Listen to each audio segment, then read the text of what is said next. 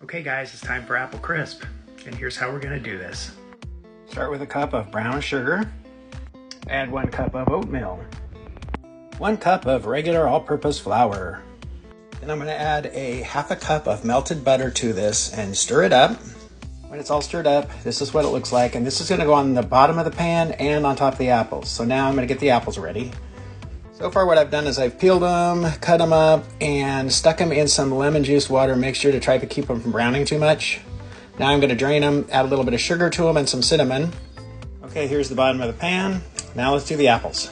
To the apples, I'm going to add a half of a cup of granulated sugar and 2 teaspoons of cinnamon. I'm going to mix this up and I'm going to pour it in over that bottom of my pan.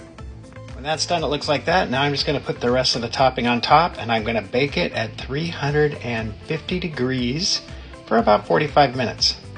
Okay, ready to go in. Okay guys, there it is. You can see it's bubbling on the sides. It's done.